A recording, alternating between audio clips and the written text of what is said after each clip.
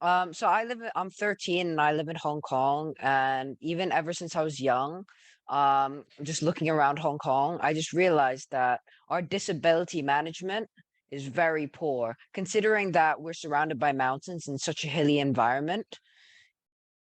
People who are paraplegic and are paralyzed really have a major tough time getting around the city, especially with the amount of stairs and small surface area of buildings and square foot. So the problem is, Hong Kong has an extremely high disability rate in terms of per area, with over 3.5 times some other major cities in the world. And people need a way to effectively traverse hilly areas and stairs of cramped Hong Kong buildings, as disability rates are so high. Our solution is our company offers wheelchair service for the paraplegic people in Hong Kong, and it'll be able to easily traverse hills and stairs with additional wheels, more grip, and more comfort from other chairs. It'll also be able to go faster and will be battery powered as opposed to being push powered, which may reduce the need for caretakers. Our value propositions is, well, to enter the market, we'll be using a penetration technique, which means our prices to begin with will be cheaper than our competitors, which will be extremely useful for people who don't have enough money. Some of our competitors, like the Caterwheel GTS3, costs more than 10,000 US dollars. We will have high quality wheelchairs with wide range of features, lithium batteries to last longer, and grippy wheels. And our main unique selling point will be that it's customizable. There will be presets, which will be cheaper and are can be manufactured without, and there's custom ones which can be made to order, and you can modify seats, speed, batteries, and everything, especially if you have extra needs, such as more cushioning. Our target audiences will obviously be the paraplegic community in Hong Kong, which is obviously mainly the elderly. And they would be the audience where our sales would be directed to, and they would be the people using our um, product, but our marketing would be directed to the younger generation on social media. Social media has become extremely popular in our new digital age. So it would be extremely useful to use that and weaponize that to get to as many people as possible, especially if we're both advertising it and posting about it. Um, wait, no. Um, Unfortunately, I was not able to create a physical prototype, but I have been measuring different surfaces, angles in Hong Kong and stairs, which here's a picture of the Caterwheel GTS3, which is another wheelchair that's easily able to climb up stairs, and it uses a kind of bicycle with the chain and more wheels to get upstairs. This design would not be suitable for Hong Kong, as the stress levels on the front wheels would be too much with more narrower stairs. So I've decided that there would need to be additional slightly larger wheels at the front, as well as more foldable design to easily get across Hong Kong, especially as it's in a very urban environment. And um, our process to be manufacturing this would be marketing on social media, and at the start would be mainly building to order, as we would not have enough resources or money to be mass producing presets. So it would mainly be a very slow process until we would have enough money to obviously start making more. My business model canvas channels would be mainly social media, for a younger audience buying for relatives and friends. Customer segments would be the elderly and other examples of paraplegic people. Customer relationships, it is a one-time purchase, but we would also offer a subscription plan, which would offer rewards, increased maintenance, and such, which would be a yearly subscription, as well as a mandatory maintenance fee, which all users would have to pay.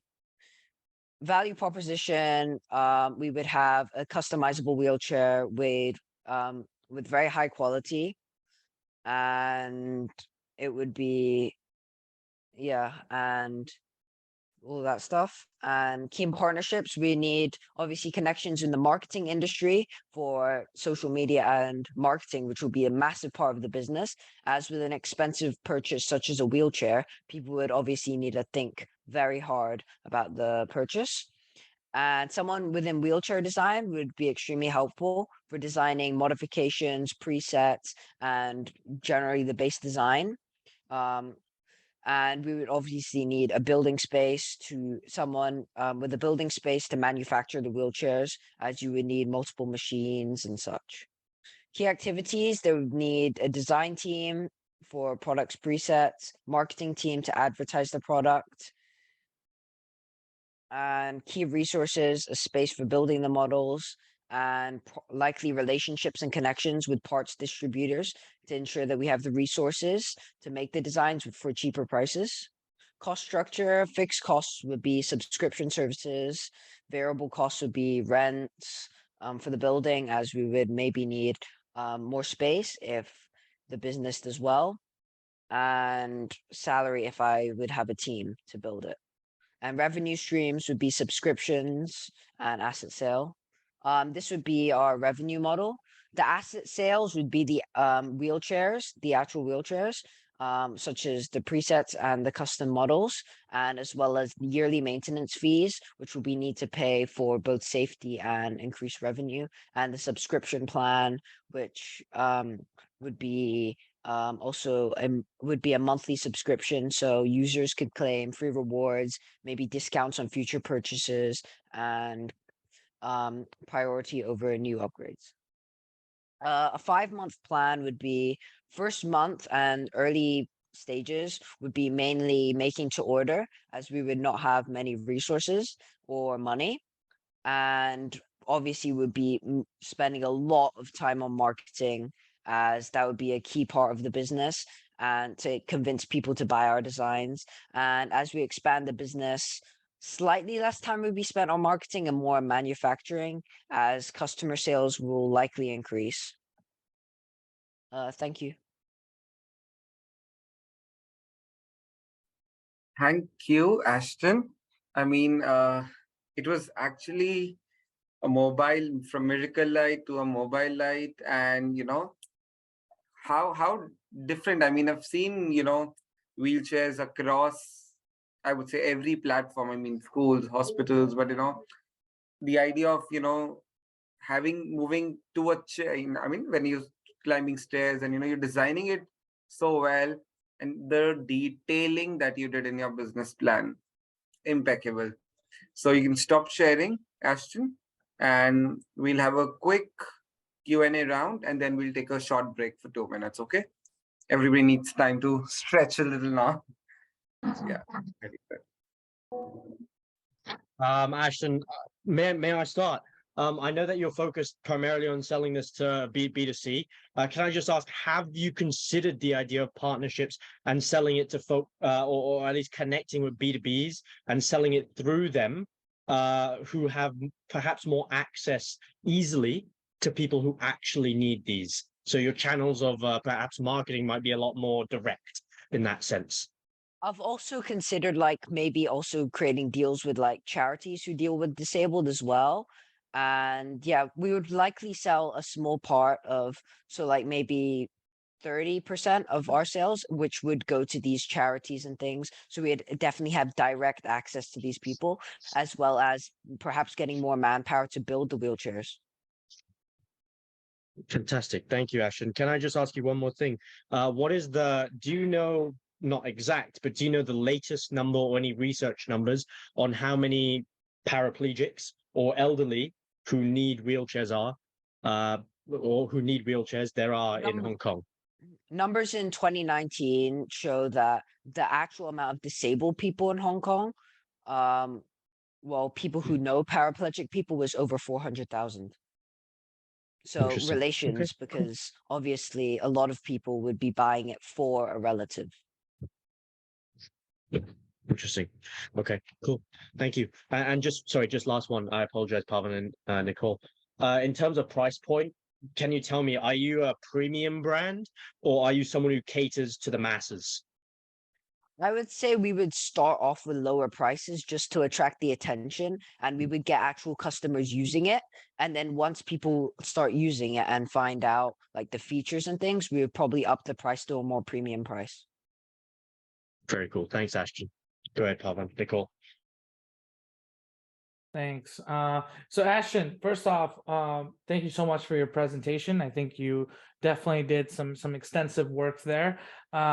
It's really cool that you talked about this because my grandma actually had one of those like electronic wheelchairs and she could like move around. My question to you is actually kind of a very simple detail. You kept talking about speed and going faster, or solar charging. Why do you think this is such a necessary feature, unless you expect them to take the wheelchair outside? And I've actually tried to do this once by taking my grandma to the street and it does not work. And that's the only reason I want to understand is why you kind of focusing on the speed and the solar charging. Solar charging is harder because it's usually indoors as well. So just wanted to kind of understand your reasoning behind it. Well, it would likely be more of a battery, like a lithium battery, because that would Mhm. last longer. So it would just need to charge with electricity.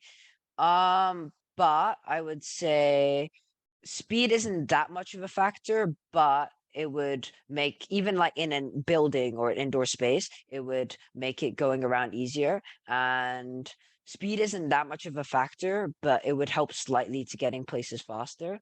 But it will obviously wouldn't be one of the main like more costly upgrades to buy. I understand. And then one other simple question, like I found it very interesting that you said that there is a wheelchair that can help you get upstairs. And I don't know if you happen to know a brand or a model that can actually help you do that because I've never seen that, and I'd love to kind of understand the technology behind how a wheelchair can move upstairs. So it's called the Catero GTS3, and I believe it was made in America. And it uses a bike chain and like 6 wheels, and it uses those, and it's a more elongated design, so it can use that to pull the wheelchair up the stairs. And it can work Wow. for more, but it doesn't work for really narrow stairs, which would be why I would have to slightly modify the design for places like Hong Kong. Okay. Okay. Awesome. And yeah, that's all. That's all my questions. But thank you so much, Ashton.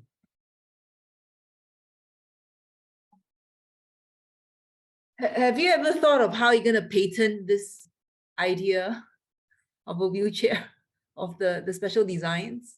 Because I think, once you design something and get it right for Hong Kong, right, a lot of people will start copying the design. So how do you protect yourselves? I haven't really thought about that, but I would probably say that you would probably, if I'm making deals with charities and stuff like that, then I would probably make it so that I would be the only partner. So those other companies would, even if they start copying, they still wouldn't likely be able to make the same deals with and direct partnerships with charities, and connecting with people who definitely need it. Okay, thank you. Just one more question, and I don't know if you ever thought about this, Ashton. I don't know if you know this, but lithium battery ions can be, lithium batteries can be quite heavy, right? And another thing to also notice is if you're saying that your wheelchair can help them get upstairs, one thing I'd like you to consider is just from a liability standpoint, right? From a safety and liability standpoint, if anything happens, wheelchair topples around, they're going to turn around and sue you. So it's just one of those things that you have to keep in mind from a legal standpoint. So yeah, just if you get through to the finals, I want you to just keep that in mind. Yeah. Okay.